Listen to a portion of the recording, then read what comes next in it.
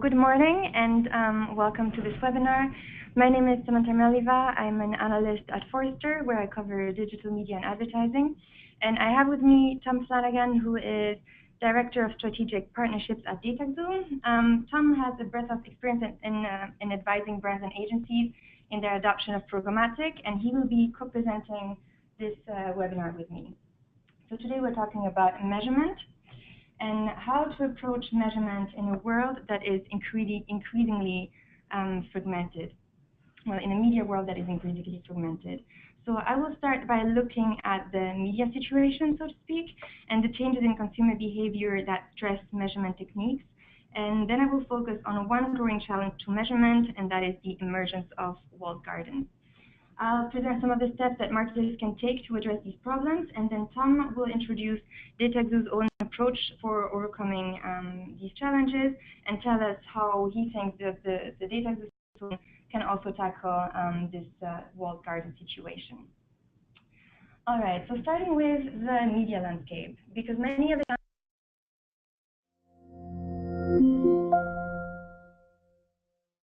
media consumption has been increasingly shifting to digital, but is still very much split between offline and online media. So today, about 54% of US online adult media consumption happens offline, and 46% is digital. So it's almost an equal split. But that number, at least the digital number, has been growing year over year. And keep in mind that this is a picture of the total population.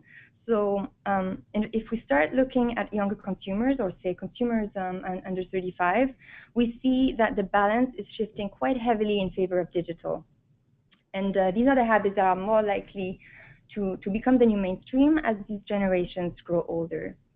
This shift to online media has caused a growing fragmentation of audiences.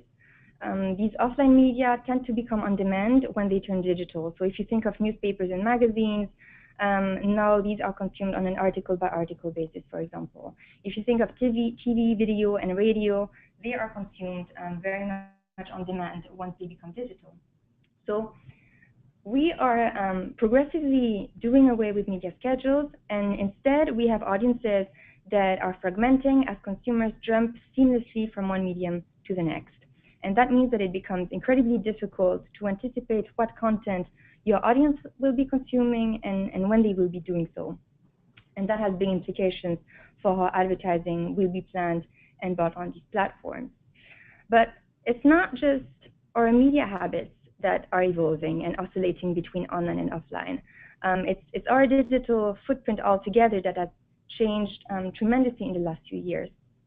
So now we own, or at least we use, multiple digital devices and digital services in our daily lives that influence us in our path to purchase, but also in our decision-making process. We've come to interact with an incredible number of digital touchpoints, both online and offline, there are so many, in fact, that no two consumers have the same purchase journey. And that leaves companies with a very fuzzy picture of what marketing efforts that customers are actually exposed to. Now, at the same time, consumers leave an extensive trail of data as they navigate these digital touchpoints. But while that data can give marketers more insight on their customers that they have ever had in the past, it also makes it very difficult to integrate and compare all these different types of data, all these different data sources, and detect patterns and correlations in that data. And that raises the question of how to create a holistic understanding of the customer across all these touch points and across the marketing activities that they are exposed to. Now, in terms of media planning, marketers have come to rely increasingly on programmatic buying to make sense of this data. And to use that data to their advantage. So we see that they turn to programmatic technology to activate the data that they collect across digital touchpoints and to achieve better targeting and optimization. So this is data from a survey we ran earlier this year, and we see that for marketers, the main benefits of using programmatic has been to improve targeting, optimization, and to be more controlled in the way that they reach consumers at specific points in their path to purchase. So this has made it very tempting to expand programmatic to more channels and consolidate media buying under this umbrella of programmatic buying, so that audience data can be activated across channels. And this is, again, data from a survey we ran this year, where we see quite clearly that programmatic is gaining traction with a growing range of media channels, all the way to TV, in fact. So now a third of marketers tell us that they're even planning on buying television programmatically in the coming year. And being able to automate all of this through programmatic has helped a lot in taming the complexity of handling all these digital touch points, at least from a media planning perspective. But the multiplication of messages across channels continues to stress measurement techniques. First, because advertising and marketing messages still need to be orchestrated across consumers' entire customer lifecycle. And as consumers, and you will know this very well, we are constantly connected to multiple devices, and that means that we are bombarded with messages and content pretty much all the time. And all this exposure leads marketers to second guess how they are measuring success in and across different channels, and understand what specific campaigns or channels are the ones that are driving performance or are driving the best results. That issue is particularly heartfelt when the time comes to align measurement to marketing actions, because the data itself, the data that's generated at all these touch points, is misaligned. So we have different levels of data aggregation. It ranges from individual cookie level customer data, for example, to it could be an online GRP for TV or online video. And how do you measure the influence of a 30-second TV spot to that of a 50-second Instagram video ad to that of an addressable email or a static banner? How do you determine what is working and what isn't based on their relative influence on the consumer and based on their relative cost? So all of that makes it very difficult to measure marketing at the customer level. Hey, Samantha, I wanted to ask this is Tom. I wanted to ask a question on this because I think a lot of the folks listening might be curious. A lot of these granular metrics that exist in these different channels are reflective of the targeting or sort of the unique attributes of those channels. So I'm curious from your perspective, is it important to add an overall metric in addition to these channel level metrics, or do you think marketers would actually replace a lot of these granular metrics with something more broad? I don't think it's a matter of replacing. I think it's a matter of adopting different metrics to get an overall view. And I'll talk about this a little bit more, but you still need specific metrics that best capture the performance of each channel, but you still need other overarching metrics to better understand how everything is working all together and how that is impacting the life cycle of all your marketing efforts at a higher level. So it's more a question of embracing different metrics and techniques than really selecting some and then replacing them with others. Makes sense. Thanks. So talking about measurement, that's a good segue into our next section. Let's take a look at why all of these challenges, even the more advanced measurement techniques. So in the face of these measurement challenges, we've seen that marketers in the last few years have been planning on increasing their use of more advanced, in particular more quantitative measurement techniques like mixed modeling, web analytics, and attribution. So in comparison, measures like brand tracking or ad effectiveness, which often rely on funnel measurement or randomized control experiments, have been on the decline. And it's quite easy, in fact, to understand why. Randomized control experiments are quite common, just very often used to try and dissect the effects of different campaigns or different channels on consumers. But they have always been difficult to conduct. And it's even more difficult now that you can't really maintain a full control group across your entire media plan. You can't really identify the individuals that make up that group across channels or across device, and make sure that you reach them with the same device, the same message, consistently over time. Now, to add to the complication, online panels also usually are not able to take into account or do not take into account other elements or other factors that can affect measurement outcomes, things like, for example, existing purchase intent or browsing history, or even in many cases, the social demographic profile of the consumers that are making up the group. And then last but not least, all of these methods, or at least these experiments, are very much about finding correlations between different actions, but don't really prove any form of causation, which has been a major weak point for them. So to overcome these challenges, we're seeing that marketers are relying increasingly on marketing mix modeling and multi-touch attribution, as we saw in the previous slide, so that they can achieve more comprehensive measurement.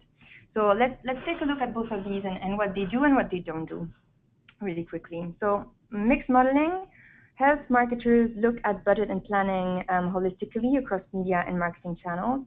It guides budget allocation by channel. It helps marketers estimate what revenue was achieved by each channel, as well as the impact of marketing on aggregate sales.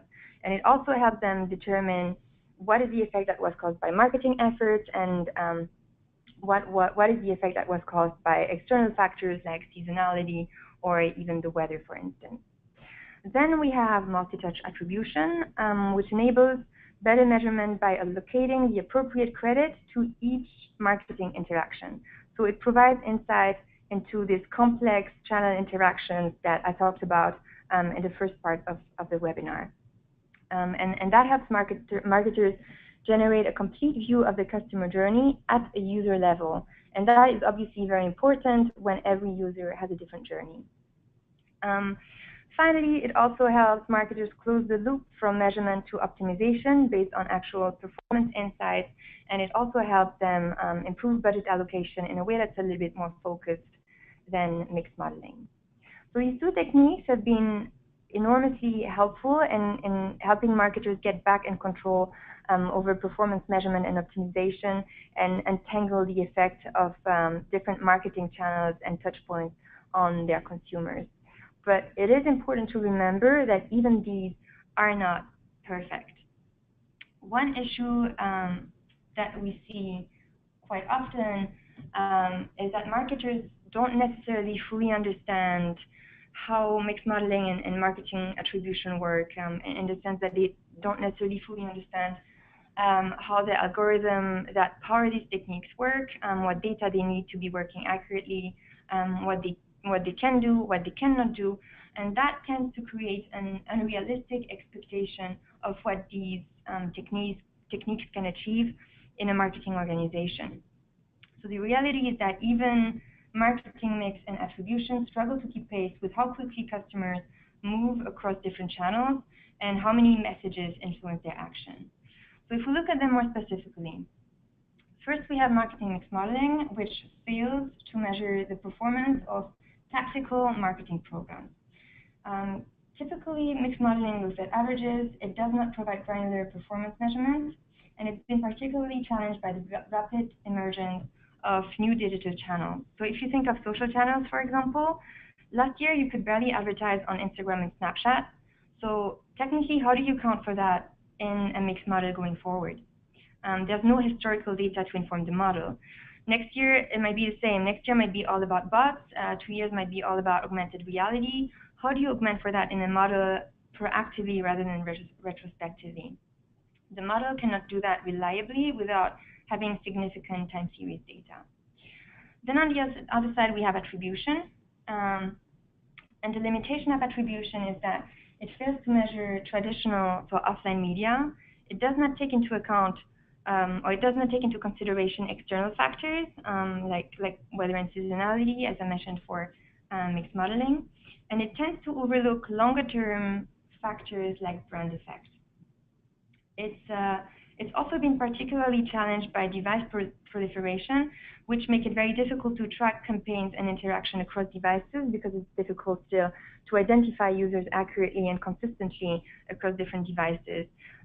It's also challenging for attribution to understand or to determine the value to attribute to each device, especially as it becomes more clear that messages have a different impact on consumers depending on the context in which the consumers saw them, and also depending on what device they saw them on. Finally, it's also important to note that these are statistical models that analyze the correlation between ad exposure and conversion. They are much more precise than randomized control experiments. They take into account vast amounts of information. They do that at a user level to be as accurate as possible. But at the end of the day, they are models that are built to find correlations. So it's important to keep in mind that they do not necessarily prove causation either. So although mixed modeling and attribution do have limitations, they're also quite complementary. So you probably noticed that the limitations of one tend to be the strengths of the other, and that means a couple of things. First, it means that to overcome the challenges of each technique, marketers will need to use and combine mixed modeling and attribution to get a fuller picture of how online and offline touchpoints drive performance at different points of their customer journey. And they also need to use that data to drive optimization. And then going back to Tom's question, it actually also means that marketers need to use an array of different measurement methodologies. They need to combine tools and analytical techniques to achieve more holistic measurement and look at performance from different perspectives. So these, however, leaves one growing challenge unanswered. And that is the emergence of walled gardens, which is particularly problematic for attribution. So walled gardens are media companies that operate as closed ecosystems. I'm sure you've heard about them before.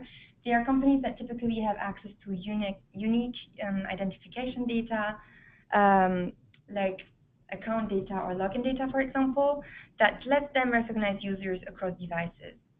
They have used this data to build powerful tools that can accurately target and measure advertising across devices and within their channel.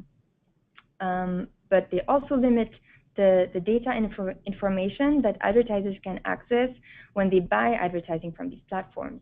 So before I dive into that a little bit deeper, here are the usual suspects: companies like Facebook, Google, Amazon, Apple. And you can see that they have a significant footprint across the US population. So just in the US, 95% of US online adults have an account with at least one of these 6 companies. You notice that they are also companies with which consumers tend to spend a lot of time and a lot of mobile time. So they are usually part of every media plan. I would be surprised if any of you isn't advertising at least on Facebook or on YouTube, for instance. So what happens when you're buying advertising with a walled garden is that they let you target consumers. In many cases, they actually let you import your own first-party data or CRM databases to recognize and target your customers within that platform, which is obviously a very compelling value proposition. The issue is that they give you very limited visibility into campaign performance data and reporting. They don't let advertisers access user-level data, and they don't provide the data to measurement providers. In most cases, they have very strict rules and restrictions around independent reporting and measurement. So platforms like Facebook, for example, will do the measurement themselves at an aggregate level, and that's really all you have access to, so you need to be content with that. Now, there's a lot of good information in their reporting, but it's simply not enough. As a marketer today, you need to understand how, when, and where you are reaching individual consumers across their customer lifecycle. So high-level reporting numbers simply don't give you that information. You get that information from attribution measurement, but attribution doesn't get that information from the walled gardens anymore. Attribution is largely based on cookie data. It requires that you fire pixels and deploy tags that you can then reuse for retargeting and measurement. But platforms like Amazon, Facebook, Google, they don't let you deploy these tags, and they don't let your DMP, for example, fire the pixels that you need for measurement. That means that... Samantha, I was just going to chime in with one more question, because this is a really timely topic given the announcement last week from Facebook about phasing out the Facebook Exchange, or FBX. So I'm curious, as you look across the landscape, do you think that sort of this walled garden movement is likely to increase going forward, and other publishers who might be on the fence about how to behave will move toward more of a closed approach? Or do you think that some of these players are more of an anomaly? Just curious for your take. I don't necessarily think that more publishers will take that approach, just because it takes certain things to be able to do that. The unique user level identification data, so that login data across devices at scale, is definitely one of the, I would say, almost requirements for being able, to act as such a closed ecosystem. But from what we've seen so far, it looks like the ones that are already operating in this way are reinforcing their walls, if anything. So it might get a little bit worse before it gets better. We might see a few more publishers go that direction if they have the capabilities. But this is not something that traditional publishers, this is not a way in which traditional publishers are likely to be operating in more in the future. If that makes sense. Understood. Thanks. So going back to our measurement challenges, so all this question of not being able to fire pixels and deploy tags means that walled gardens don't give attribution providers access to the user level cookie data that they need to piece together how and when a consumer was exposed to marketing messages when they were on these platforms. So marketers contract interactions in walled gardens, and they cannot reconcile what happens to a customer when they are in a walled garden with what happens to them when they are in the open web. You can argue that these platforms themselves have really powerful measurement tools. I'm thinking about Facebook Atlas, for example. But relying on these tools themselves has some challenges as well. It forces marketers to adopt channel-based measurement. So it forces you to measure, if you would be using Facebook, for example, it's great measurement within that channel, but it silos the way that you're looking at measurement. And that's happening at a time when most of you are trying to plan omni-channel campaigns and understand performance across channels. So at the end of the day, these platforms create significant blind spots for you in certain channels in the purchase journey. Let's keep in mind that this is happening also at a time when more and more ad dollars are going into social advertising. We are forecasting that social advertising will grow at almost 17% annually until 2021, and it's actually starting to almost close the gap with online display advertising on the open web. And most of these social platforms operate as walled garden, whether you're thinking about Facebook and Instagram or Snapchat or Twitter. So this is something that is said to be a growing problem in terms of measurement. And at the moment, there's actually very little that marketers can do about it when it comes to walled gardens. This has actually been one of the questions that I get asked the most from marketers in the last half a year or so. How can they measure what happens in walled garden? And it's very difficult to answer because there really isn't a silver bullet. We've seen marketers request log file data from, say, Facebook or Amazon so that they can at least audit the results of their campaign and get some form of independent measurement, solely so that they don't have to only rely on the reporting that they get from these platforms. But obviously that data is anonymized, and it's not anything that you can reconcile with your own database. Then we've also seen marketers use their DMP quite, let's say, intelligently as a way to try and connect the dots in particular when it comes to Facebook. So for example, using or targeting hyper-segmented customer groups, and then implementing strict reach and frequency controls to then try to identify changes in the behavior of these customers on the open web after they know that they have been exposed on Facebook. So as you can hear it, this is all rather effort intensive for solutions that at the end of the day are very much imperfect. So with that, I will now give the transition to Tom, who can tell us more about what is DataXu's take on this and how they are approaching the problem. Thanks, Samantha. So appreciate the lead in. I think Samantha's comments did a great job of outlining the problem of fragmentation in the media landscape. And I wanted to introduce first sort of why DataXu is taking on this challenge and why we think we're in a great position to do so. If you're not familiar with DataXu, we're a programmatic marketing company. We're a software platform, so we don't have media or data of our own that we sell. We represent only our customers on the buy side of a media transaction, so either advertisers or their agencies. And so that puts us in a unique position to look across the media landscape and really try to help our customers, the advertiser and the media buyer themselves, understand where they can put their next best dollar. And if you think about that challenge and sort of how going about solving it needs to happen, you need a few components that DataXu does possess. We have deep roots in advanced analytics and data science. That's really the basis on which our company was founded. And so we've always had an appreciation for advanced measurement techniques that really get to the heart of true ROI and what's really causing a positive outcome for a brand. Second, we have a multi-channel DSP, so we have great experience in integrated media buying across multiple addressable digital media channels. And as more channels become addressable over time, as more device types come online, we expect to continue expanding our coverage, and so we're in a great position to look across all the different silos facing an advertiser.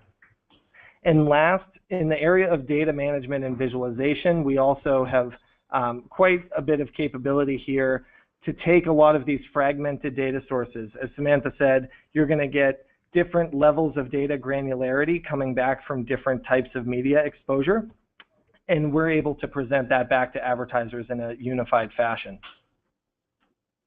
And so the question at hand around fixing the mix is often confused with attribution. We often talk to customers about this challenge and they say, well, how is fixing my allocation across channels different from my attribution model, which is driving my optimization day over day?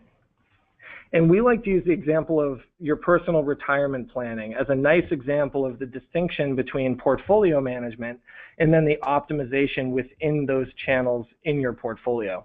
So if you think of a very simple example of a retirement plan, based on your age, your years to retirement, your overall willingness to take risks, you would probably be advised to create some sort of mix across different investment vehicles, stocks, bonds, cash, whatever it may be. And that's one heuristic, or that's one way to think about your retirement planning. But then there's a second level challenge, which is just because you've decided the percentage to allocate to stocks, you still have to go and now pick your stocks and pick the individual funds that you'll use to comprise your portfolio. And when you look at those performance metrics, the way that you decide which stocks go into your portfolio, it's a slightly different evaluation than the choice of what percentage of your portfolio should be stocks in the first place. These two are related, but they are distinct. And we really look at digital media planning the same way, which is instead of stocks and bonds, you're looking across probably different channels. It could be, in this example, display, mobile, and video, all programmatically addressable, all could be executed through the same platform. But at the outset, you're probably making a decision about how much budget you'd like to allocate into each of those channels. And then once those channels are in flight, you're probably using some different way of managing the performance of the granular delivery within that channel. So to illustrate the example, we have some common display tactics: audience targeting, lookalike targeting, retargeting. You may measure all of those against a CPA and optimize accordingly, but that's different perhaps than the way you optimized your channel allocations in the first place. And so this is where we see these are related but different analytical efforts, and we think that attribution is really well positioned to help solve that tactical day-to-day optimization question, but you probably need a different approach to quote-unquote fix the mix and get your allocations where they need to be.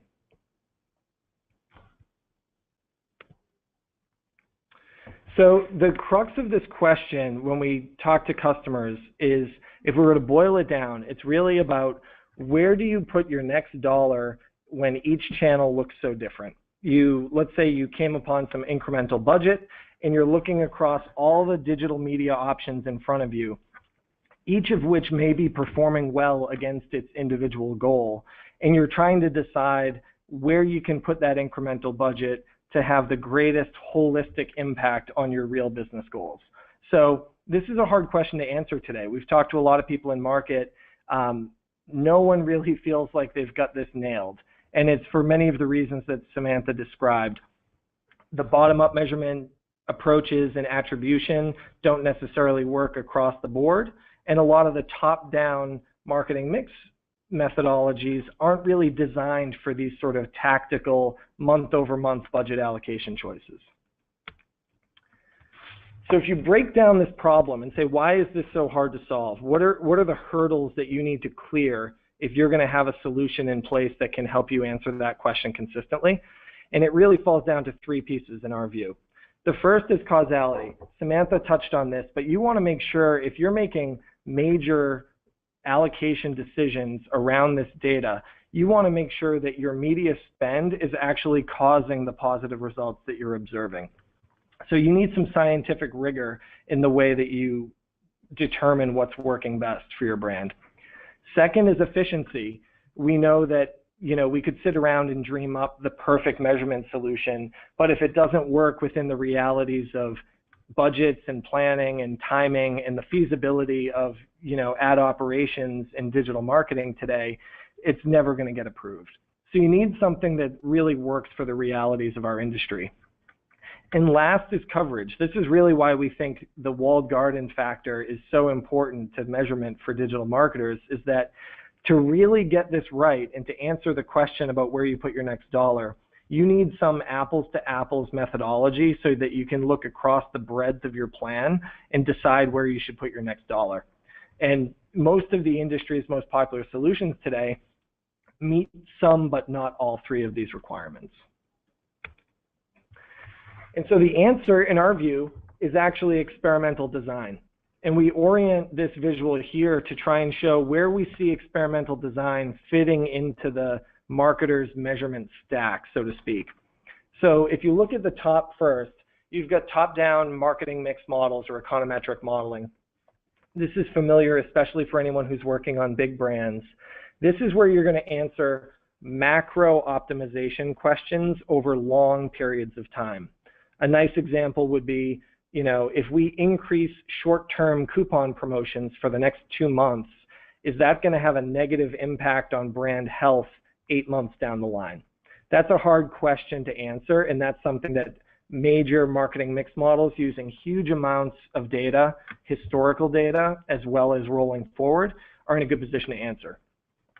On the bottom, you see bottom-up attribution modeling. This could come from your ad server if it's relatively straightforward. You could be using a third party who does multi-touch attribution as a standalone solution. But either way, they're answering the same fundamental question, which is observe and account for the exposures that take place, and then assign credit according to either an algorithm, as Samantha referenced, or some pre-configured business rules. So it could be very common is that the last viewed ad will get credit in a digital environment, or maybe it's last click. But in either case, your attribution model is going to be driving day-to-day optimization decisions. This will answer questions like, Should I run more on the Wall Street Journal or the New York Times within my display campaign that's targeting news sites? In the middle is the area of experimental design. And this is where marketers who are looking to test actually spend a lot of their energy. Whether you call it experimental design or not, it's probably coming in the form of A/B tests. That's the most popular form of test in the market today. And you're looking to isolate a variable and test whether that variable has a causal impact on some outcome. So a very common A/B test might be the red banner versus the blue banner within a display campaign, or even A/B testing your landing page to see what gets the greatest engagement rate. So this is where we see our solution fitting into the world that a marketer is working in today. And we think that it really gets at the crux of this causality question and the breadth of channels in play. So I wanted to go one step further to illustrate why A/B testing tends to fall down answering this multi-channel question. And it builds on what Samantha had described earlier, which is the maintenance of control groups across channels on your plan. So this is a cartoonishly simple view, but hopefully it'll help illustrate the challenge. So in a traditional user level A/B test, you start first by randomly selecting a sample from a population that you want to use for your test. So in our example here, the colored dots are going to be part of our test, and the gray dots will be in a control. And so the second step is to actually administer the test. You will deliver the treatment or the branded advertising or whatever the treatment will be to your test group, and you'll leave the group that in this example is gray controlled. You'll show them a PSA for the Red Cross or use some other technique to ensure that they don't see the branded creative you're interested in testing. And then after the fact, using whatever look back window is most appropriate, you'll measure the rate at which those two populations convert and determine if exposure to your branded marketing message actually caused a higher likelihood to convert than not. And so this is really getting at the crux of the question, which is, all else being equal, does seeing this ad make a person more likely to convert? That's the answer that you're trying to solve with an A/B test. The challenge is that, as you can see, these work nicely within a channel or within a walled garden. As Samantha noted, the walled gardens are particularly well positioned for this type of testing because they have persistent logged in users who are easy to put into control and test groups. The challenge comes here when you start to wonder about, is someone who's in my control group in my Facebook test simultaneously seeing ads from Amazon or YouTube, or vice versa? How do you control for those impressions or those exposures that are occurring outside the scope of this channel and outside this silo of your plan? Because these walled gardens, and even in cross-device environments, it's not due to a business rule, it might just be technically difficult to maintain control groups across very new addressable types of devices. It's really hard for this A/B user level methodology to scale horizontally across all the different channels on your plan. It's going to be really difficult for you to get that apples to apples, where should I put my next best dollar, through this methodology. So coming back to our checklist, A/B testing and rigorous controlled A/B tests can show you causality. So there's a lot of marketing questions that are nicely answered by A/B testing. I use some examples. If you wanted to say which of these creatives is most resonant in a given channel, this can be a good way to solve it. But it's not going to check our efficiency box, because to get across the whole breadth of a diverse media plan, you're going to have to run a number of A/B tests in a row. It's slow and it's impractical. It's also not going to work across your walled gardens. It's not going to give you that coverage that you need across your whole plan. So DataXu has developed a really unique approach to try and solve this problem. We've taken some time here to establish that the more traditional and popular user level approach faces a lot of challenges in the market today, and we think those challenges are likely to persist going forward. So the question that we've tried to answer, or the way we've approached this problem, is to say, what if we could create variation in the way the media is delivered and actually control and randomize that variation?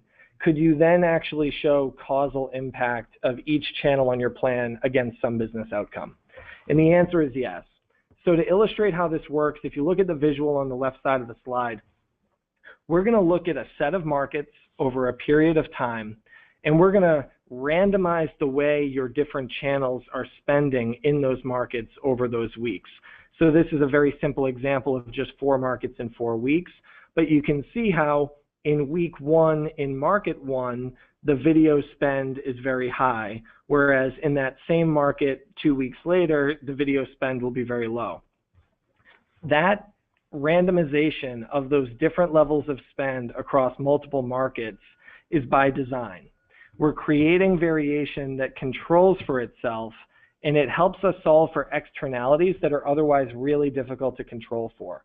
So a good example is if you run a simple test where you just spend a lot on mobile this week in a given market and then look at how the sales respond, the sales could go up, but you wouldn't know that your mobile spend actually caused those sales to go up.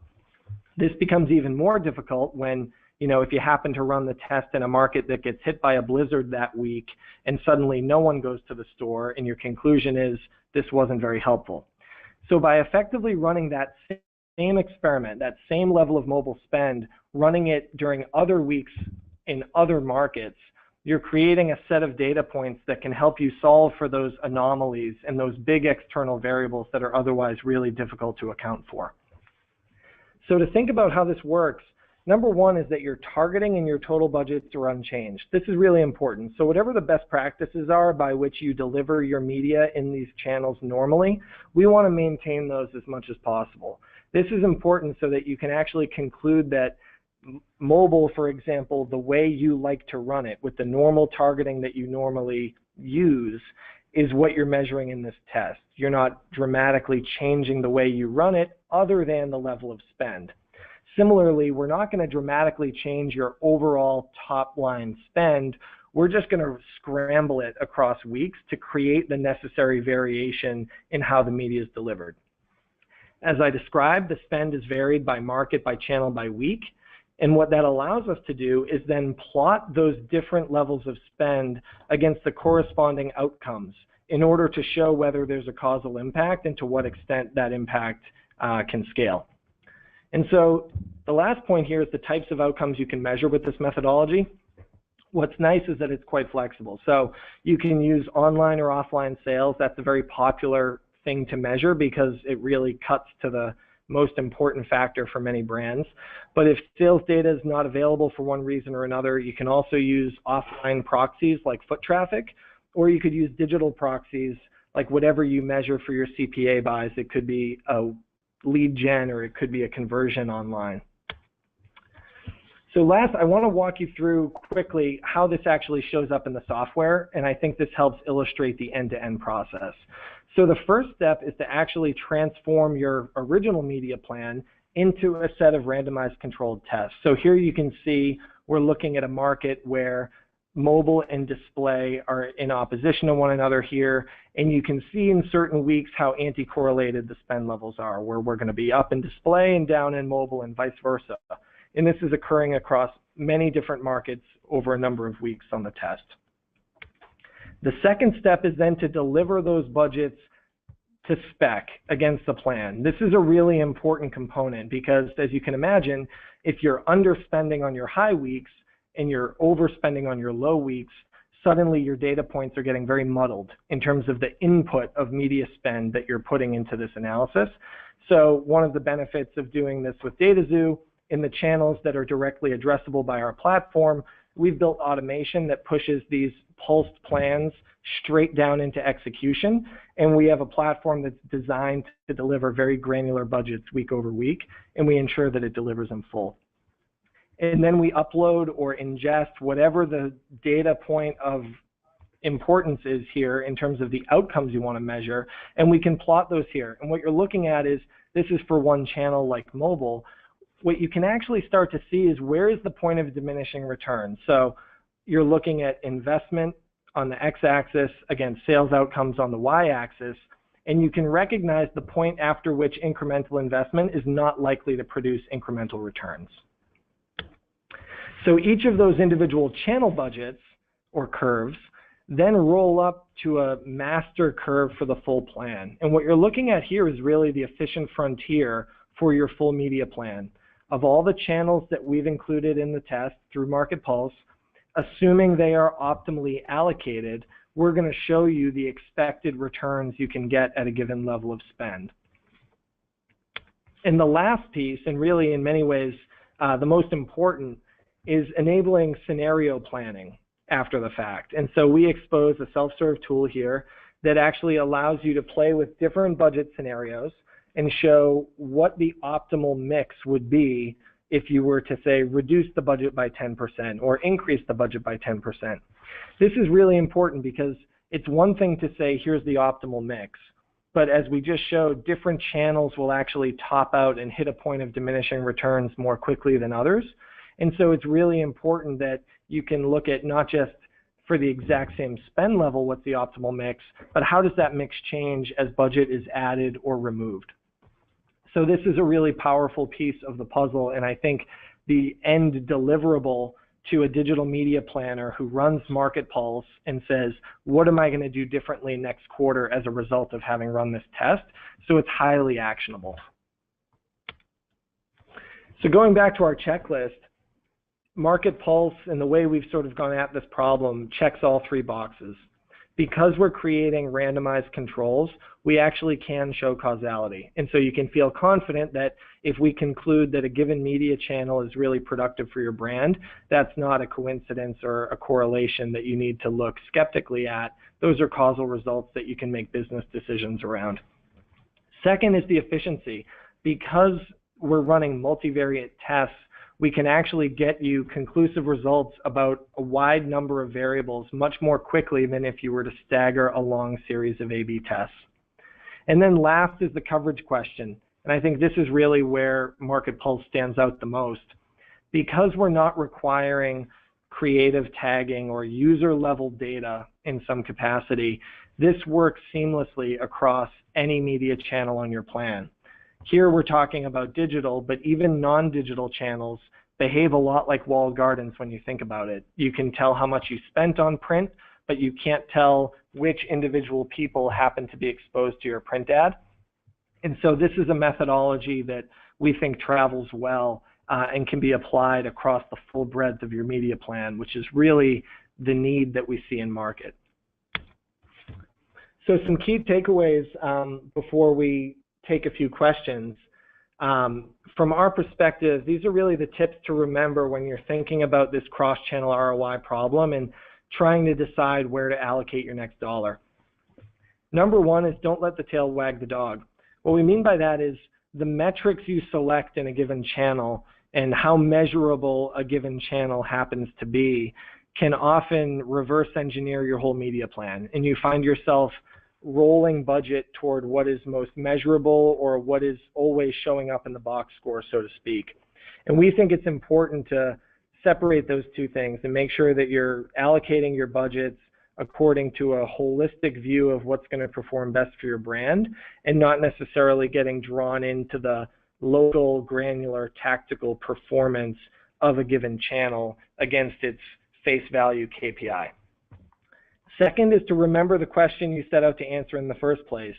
This sounds like we're being flip, but it's easy to get caught up in what's measurable and what's possible and actually warp your test away from what you really set out to accomplish.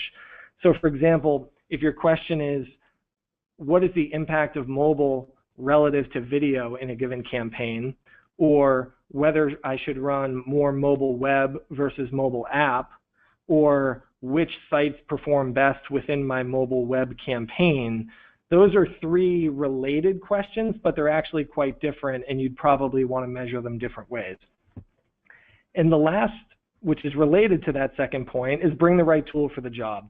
So when we look across the measurement ecosystem, there's a lot of great solutions in market that can solve different problems and answer different questions for a marketer. And so if you think of that as your growing toolkit of solutions and approaches that you can apply in a given situation to answer a given question, it's just important to really look critically at the relative pros and cons of all those different methodologies and make sure that you're picking the right tool for the job.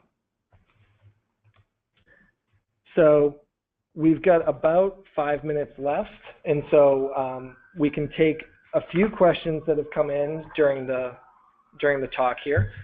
The first question is, how does Market Pulse work when the test plans include channels that can't be executed through DataXu's DSP?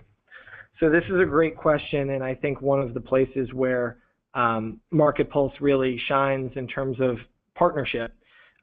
So there are channels that are directly addressable through the DataXu DSP, and as I mentioned, there's a lot of efficiency and integration built in that makes that really turnkey and valuable. But for those channels that DataXu does not directly address, like out-of-home channels or certain walled gardens where DataXu's DSP does not buy today, we'd partner with the brand and their media agency or whoever's running those channels today for the execution component. So Market Pulse can create a holistic plan that will include those channels and show how much should be spent and what the allocations week over week, market by market will be.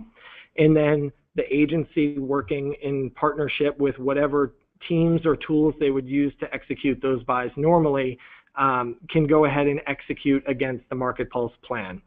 They can then flow that data back to us. We have API-based integrations with a lot of the major platforms from which we would want to draw reporting to be able to show it back in the integrated dashboards that we showed in these slides.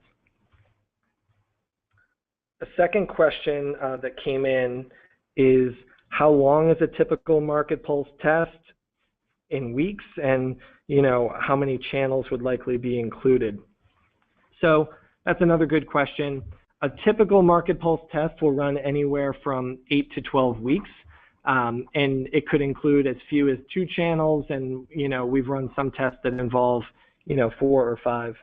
And so that's showing the flexibility, not to be a vague answer, and it is configurable in terms of the number of markets as well. So if you look at the number of markets and the number of weeks as 2 big levers, if you wanted to run in fewer weeks because you're coming up on the end of your fiscal quarter, for example, or your budgets are constrained for one reason or another, we could add markets in order to accommodate a shorter number of weeks. A related question is, how much does it cost to run Market Pulse? And so one of the keys here is that we think actually Market Pulse is highly efficient for 2 reasons. Number one, there's always an opportunity cost when you are doing rigorous testing. So whether you're putting would-be customers in a control group and never showing them an ad and sort of forfeiting the ability to market to would-be customers, or if you're blacking out entire markets for a period of time to run a test, there's always going to be some opportunity cost. Because Market Pulse works the way it does, there's actually much less opportunity cost. You don't have to exclude any users from the whole test. You don't have to altogether black out any markets from your media. And so you're getting a lot of working media running through your test that's still going to be as productive as it normally would. The only variable is that we're altering the spend. In terms of the fees, we end up running this a lot like other studies where it'll come in roughly around 10% of spend. And so that's something that we can configure when we sit down and map out the plan. But in terms of ballpark, we see this as another way to run a test. It's another alternative in market. And as we emphasized earlier, we think for certain types of questions and certain problems, this is actually the best solution. And so maybe one last question that I'll take here is that, sorry, just reading. How does DataXu get user data is the question. And so it's an interesting one. In many ways, we don't require user data for this measurement methodology the way many other solutions would. So if you think of a multi-touch attribution solution, that's going to require seeing every ad that was delivered to every individual and measuring that exposure at the most granular level.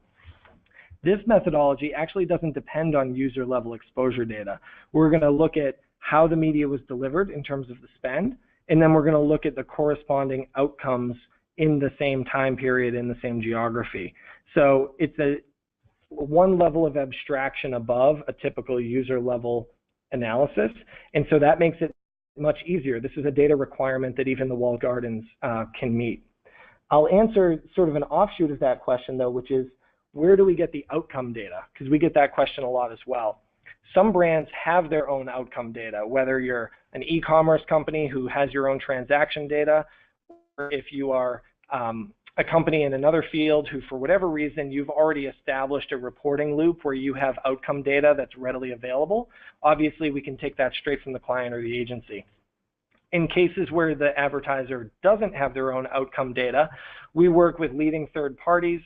There's a lot of players, if you're in the CPG space, there's a lot of players who can make available point of sale data at the cuts that we require to support Market Pulse. Similar in the auto industry, and it goes down the line. There's a lot of third parties who can make available this type of data, even including things like foot traffic and other outcomes. So when we talk to a customer who wants to run a test, we usually take time to configure and sit down and understand which outcome makes the most sense to run against, and then work on sourcing that data either internally or externally as needed. So I'll wrap there. Thank you again to Samantha from Forrester. Really appreciate your support and partnership here, and I think you did a great job of leading in, and hopefully this was valuable for folks.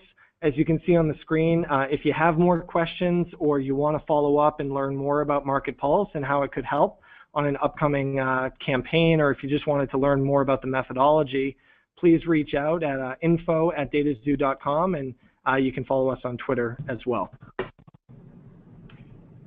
All right, thank you, Tom, and thank you everyone as well for attending.